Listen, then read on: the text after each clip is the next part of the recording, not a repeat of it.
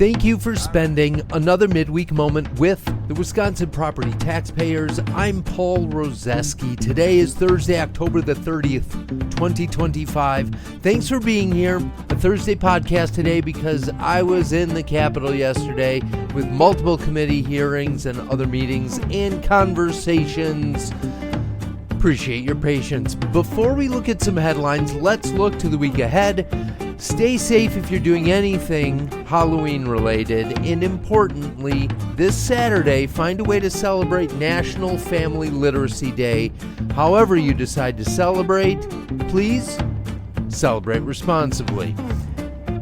Today we dig into the You Can't Make This Stuff Up file for a few items.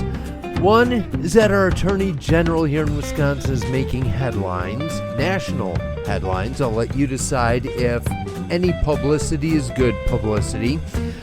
Next, we'll look at the couple of things I think are worth knowing from the mountains of numbers and the Marquette Law School poll, and we'll finish it up with a quote from the founding father that's most famous for what he did outside of politics. Make your guesses, and in the meantime, let's jump into some news together.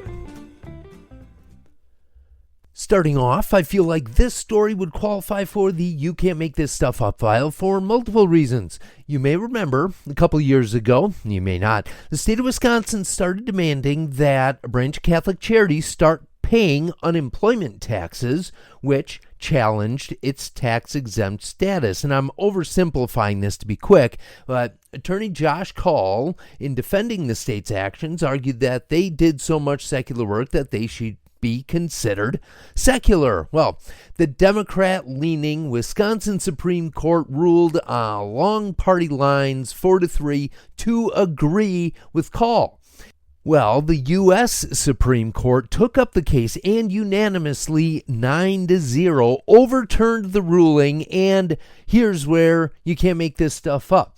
Sonia Sotomayor, who's considered a progressive liberal, wrote the opinion that roasted Kaul's argument and the Wisconsin Supreme Court decision. The Supreme Court said, among other things, that Kaul's argument was, quote, wrong for at least 10 reasons, unquote.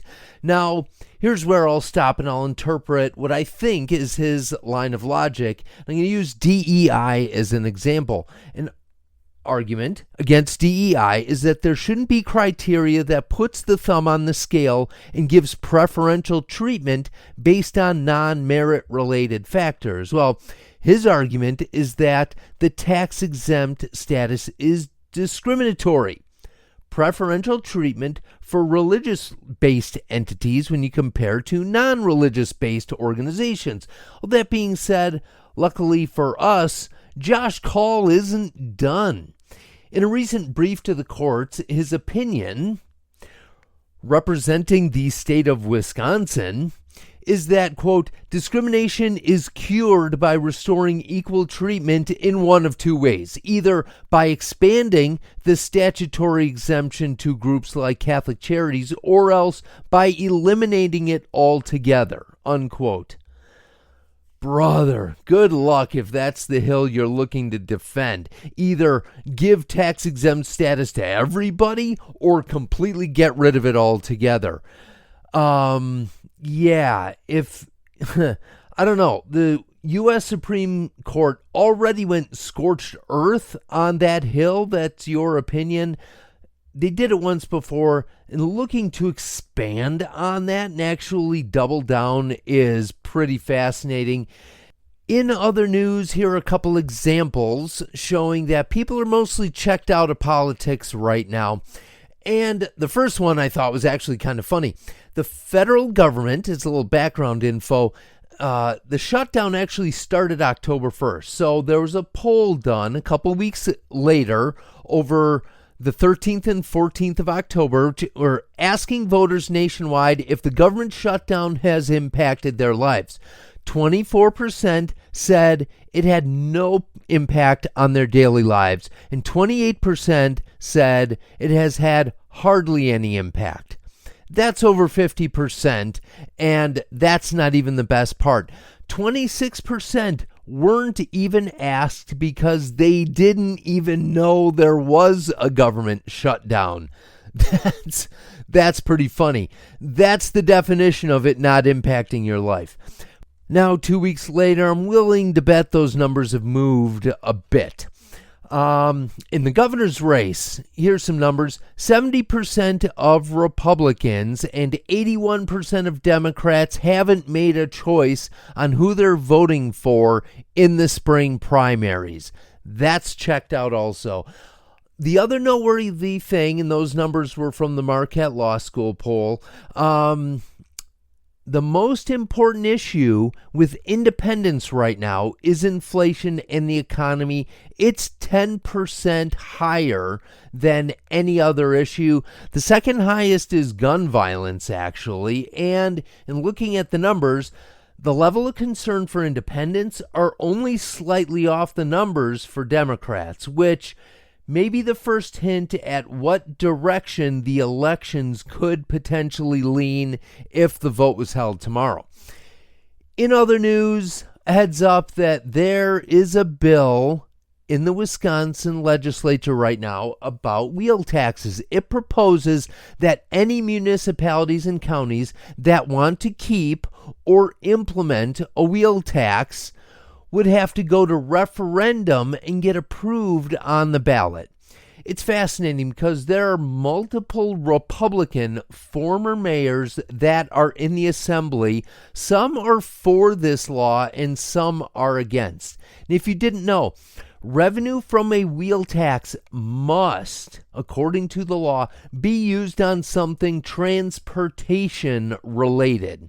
And I believe most people are willing to pay for keeping up roads, but I also feel like most times they just show up and people don't know why or how the wheel tax is there and what the money's going for. Now, you know what wheel taxes are and that this bill only has a slim chance of happening. For me, it's surprisingly interesting how many people aren't interested and how many lawmakers aren't interested in giving taxpayers an active voice in government taxation.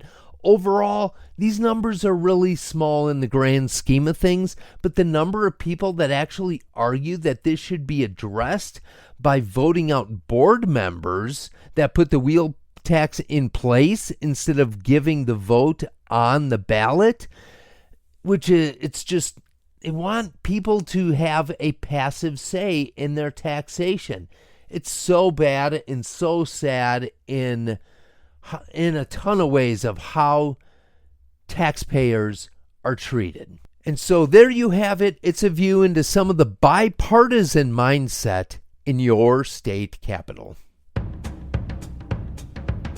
And finally, I leave you with a quote from one of the most brilliant minds of founding fathers, Mr. Benjamin Franklin, who saw this moment we're in right now in government. He called it a long time ago when he said, quote, "When people find that they can vote themselves money, that will be the end of the republic," unquote. Have a great second half of your week, and as always, thanks for listening. Wisconsin Property Taxpayers Inc. is a nonpartisan membership organization consisting of thousands of small business, farm, and homeowner members in every candy-loving corner of the state.